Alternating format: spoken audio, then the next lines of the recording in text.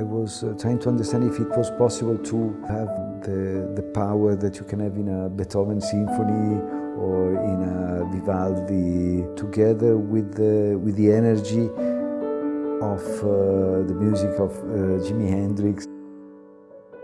He's the most streamed classical artist in the world, and at one point occupied all of the top 10 positions on the iTunes Classical Singles chart. Now, I've been a devotee of this art form for decades, which has been somewhat in decline, so I'm delighted to see that a younger generation are taking a keen interest in it. However, I'm also puzzled, because what they mean by classical music and what I mean by it are often two very different things. So to explore this divide, I've come to a rather rainy Milan to meet a composer who is vastly popular, but also hugely controversial, to find out something more about this post-classical world. He is Ludovico Einaudi.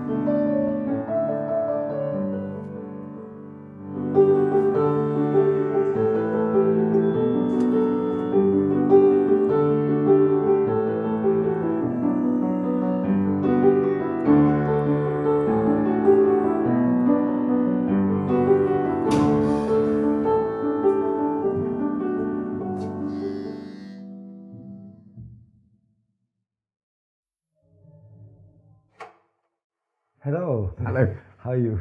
Very nice to meet you. Nice to meet you. Please. Let's start at the beginning, Ludovico. How you came to music, really, and when it first became clear to you that you would be a composer. At 16, I went into the conservatory in Torino, where I started to study piano and composition. But at a certain point, I felt that I needed to refresh. I was trying to understand if it was possible to have the power that you can have in a Beethoven symphony or in a Vivaldi, together with the energy of the music of Jimi Hendrix. I mean, it was a sort of trying to understand if it was possible to create a world that left a space for these different possibilities of music to coexist. But I imagine this was a struggle. You felt. Yeah, I mean, it was not an easy decision. Also because I was all the training that I had from the school and from the avant-garde at the time was very strict. So at a certain point, I said I would be the black sheep, but I want to feel what I like to be. You were happy to be a black sheep. Yeah, exactly.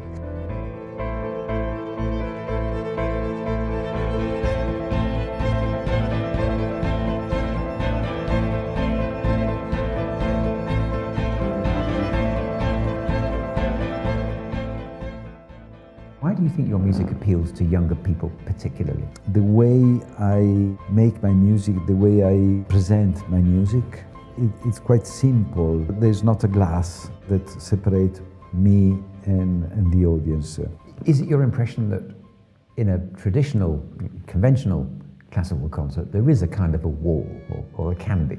There was a sort of formal wall that was transformed the way music was probably at the beginning when it was written, and the wall became a sort of formal, made the concert hall like a formal situation where music was becoming something different. Do you get the feeling that the classical world has, in a way, turned its back on you, or maybe avoids you a bit, or thinks that you don't belong? What's your feeling about that?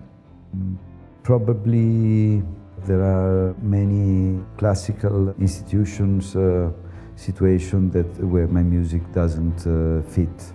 Maybe one day things will change, but at the same time I have many people that like my work, and I'm very happy that I can compose my music, I can perform it, and this makes me happy already, even if there's someone that may not like it.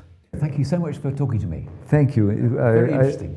Thank you. I really also enjoyed very much exploring also all these ideas, and thank you for inspiring me this conversation. My pleasure.